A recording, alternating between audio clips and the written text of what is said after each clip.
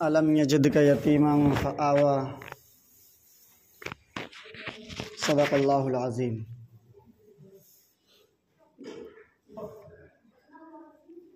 محترم بزرگوں، عزیز ساتھیوں،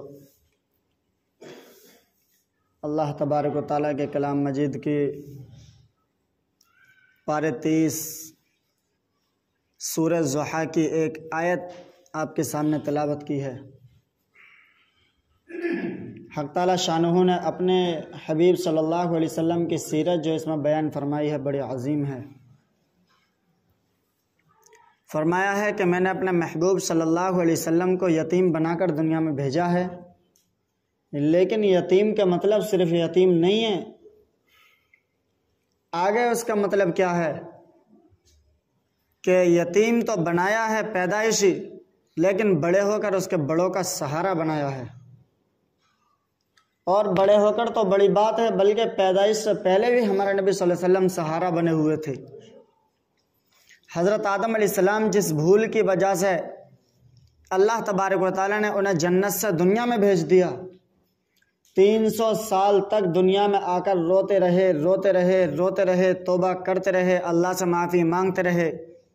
لیکن آخر میں جب ہمارے حبیب صلی اللہ علیہ وسلم کا اللہ سے نام لیا اور واسطہ دیا،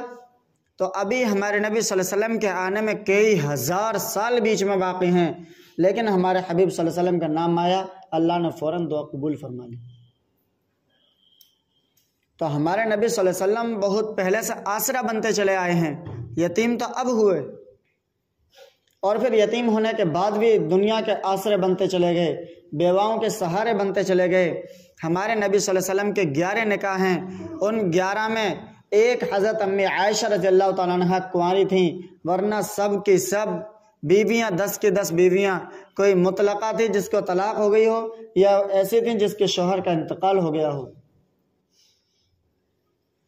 تو ہمارے نبی صلی اللہ علیہ وسلم دوسروں کا سہارا بنے ہیں، ہر موڑ پر سہارا بنے ہیں۔ اور میرا موضوع سیرت ہے،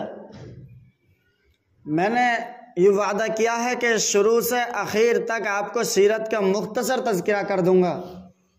اور آپ کے ذہن میں یہ بات آ جائے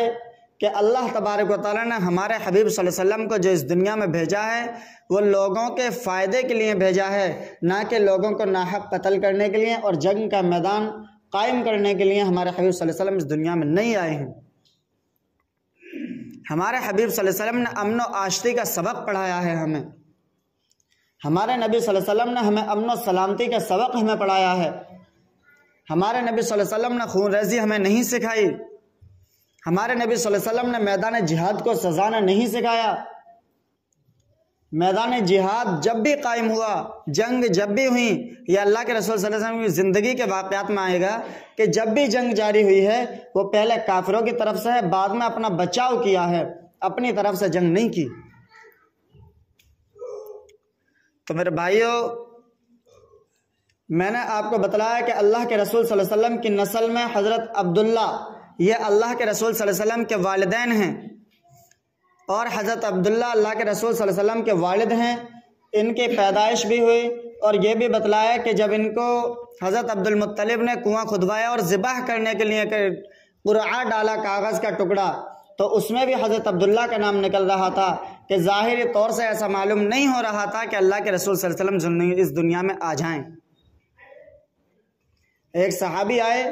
اور اللہ کے رسول صلی اللہ علیہ وسلم سے کہنے لگے، دیہاتی صحابی اور پرانی عمر کے صحابی تھے، فرمانے لگے السلام علیک یا ذبحین، مطلب ہے کہ 2 شہیدوں کے بیٹے السلام علیکم، 2 شہیدوں کے بیٹے السلام علیکم۔ تو صحابہ کرام مجلس میں بیٹھے ہوئے تھے، اچانک چونک گئے کہ اس نے اللہ کے رسول صلی اللہ علیہ وسلم سے کیا کہا،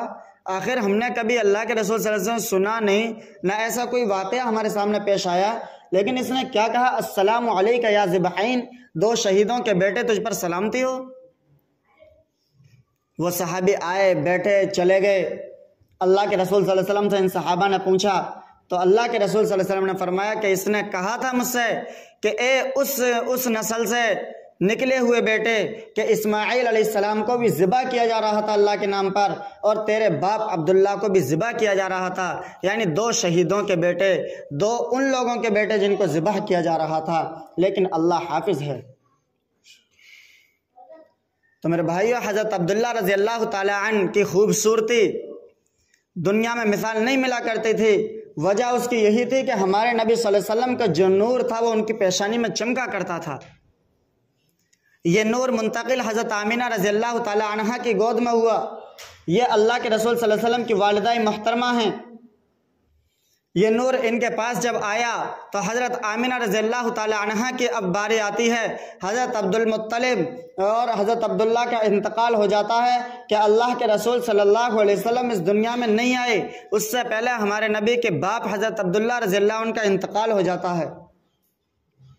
اب حضرت آمینہ رضی اللہ تعالی عنہ بیوہ ہو گئیں، شوہر کا انتقال ہو گیا۔ اب ان کی ساس حضرت فاطمہ ہیں اور اللہ کے رسول صلی اللہ علیہ وسلم کے دادا عبد المطلب ہیں۔ یہ دادا عبد المطلب مکے میں رہتے ہیں، مکے کی تولیت یعنی مکے کے متولی ہیں، اور اس وقت میں اللہ کے رسول صلی اللہ علیہ وسلم کے اس دنیا میں آنے سے 50-55 سال پہلے قبل ایک بادشاہ تھا جو ظالم تھا، جس کو ابرہہ کہا جاتا ہے۔ وہ کعبہ شریف کو ڈھانے کے لیے گیا ہوا تھا، جس کو قرآن کریم نے فرمایا الم تر کیف فعل ربک باصحاب الفیل الم یجعل کیدہم فی تضلیل وارسل علیہم طیرا ابابیل ترمیہم بحجارۃ من سجیل فجعلہم کعصف مأکول۔ پوری سورت اس کے بارے میں اللہ نے نازل فرمائی ہے کہ یہ فوج، یہ بادشاہ یمن سے چلا تھا اور کعبہ شریف کو ڈھانے کے لیے جا رہا تھا، لیکن جب پہنچا تو اس نے مکے کی حدود سے باہر رکا اور مکے والوں کے مالوں اور اولاد کو چھیننے جھپٹنے لگا، اپنے قبضے میں کرنے لگا، یہاں تک کہ اللہ کے رسول صلی اللہ علیہ وسلم کے خاندان کا بھی نمبر آیا۔ حضرت عبد المطلب کے 200 اونٹ اس نے اپنے قبضے میں کر لیے۔ ہمارے نبی صلی اللہ علیہ وسلم اس دنیا میں نہیں آئے، ابھی 50-55 دن باقی ہیں کہ اللہ کے رسول صلی اللہ علیہ وسلم کے آنے سے پہلے ان کے دادا کے 200 اونٹ اپنے قبضے میں کر لیے، اور یہ خبر مشہور کرائی کہ اس کا مالک آئے، یعنی کہ عبد المطلب آئیں اور وہ آ کر یہ اونٹ ہم سے طلب کریں۔ تو حضرت عبد المطلب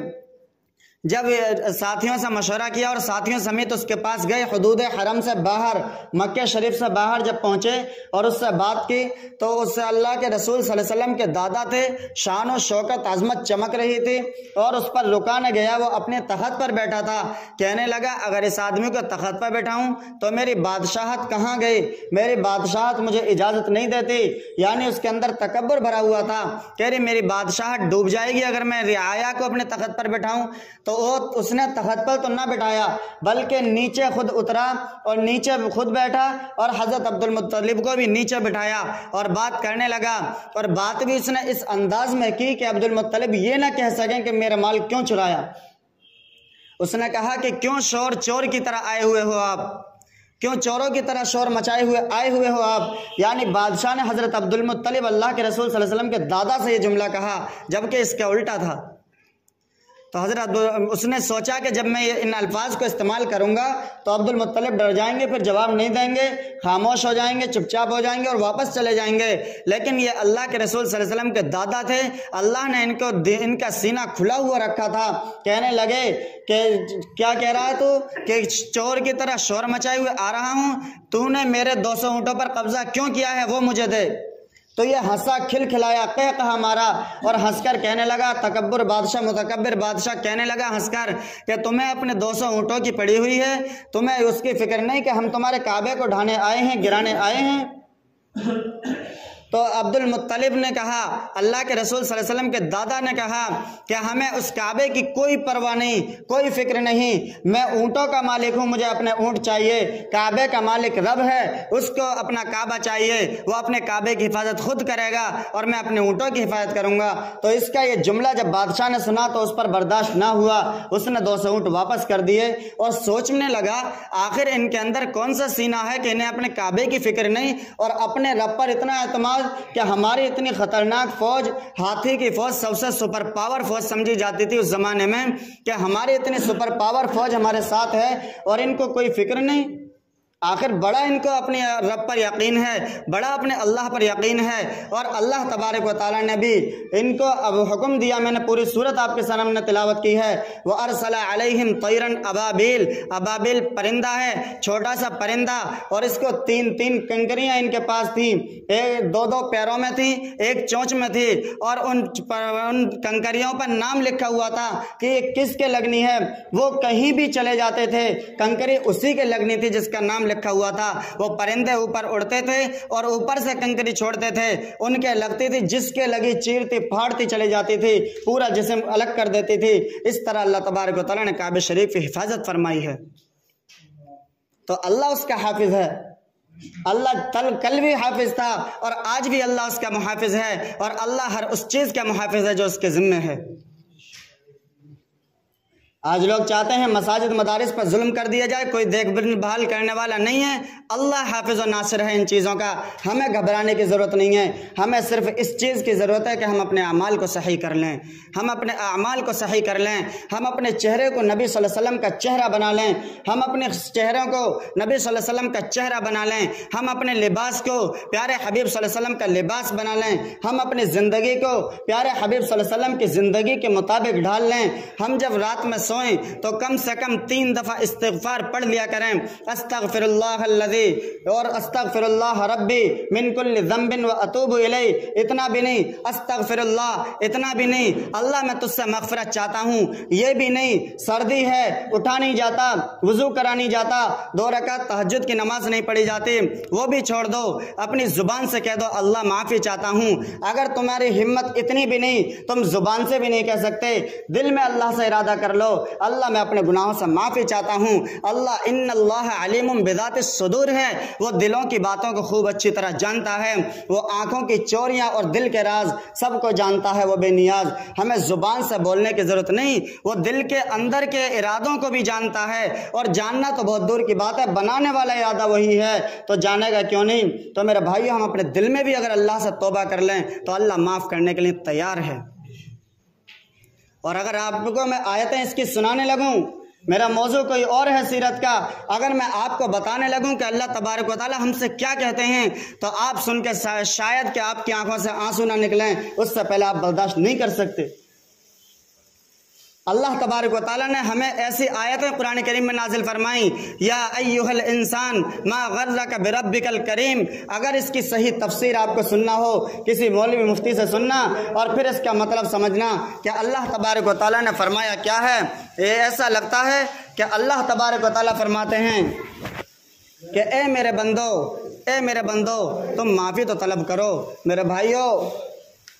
میرا موضوع کوئی اور ہو جائے گا، میں اس کا بتلانا نہیں چاہتا اور وقت بھی اجازت نہیں دیتا، اس لیے میں اپنی بات کو ختم کرتا ہوں۔ لیکن ہمیں یہ پتہ چلنا چاہیے کہ ہمارے نبی صلی اللہ علیہ وسلم کون تھے اور ہمارے نبی صلی اللہ علیہ وسلم نے زندگی میں کیا کیا ہے۔ اب ہماری تقریر یہاں تک پہنچی ہے، ہمارے یہ سنانا یہاں تک پہنچا ہے کہ اللہ کے رسول صلی اللہ علیہ وسلم کی والدہ کے اندر وہ نور منتقل ہو گیا جو حضرت عبداللہ کے پاس ابھی تک تھا، اور حضرت آمنہ کے پاس کیا کیا واقعات آتے ہیں وہ کچھ مختصراً میں آپ کو بتلا دوں گا، پورے اختصار کے ساتھ بتلانے کی کوشش کروں گا۔ مکمل بتلانا چاہوں نہیں بتلا سکتا، کیونکہ اللہ نے بھی اپنے نبی صلی اللہ علیہ وسلم کی تعریف بیان کی تو 23 سال قرآن کریم اتارنے میں لگا دیے، اور ہم تو کیا بیان کر سکتے ہیں۔ اللہ ہمیں عمل کی توفیق عطا فرمائے۔ وآخر دعوانا الحمدللہ۔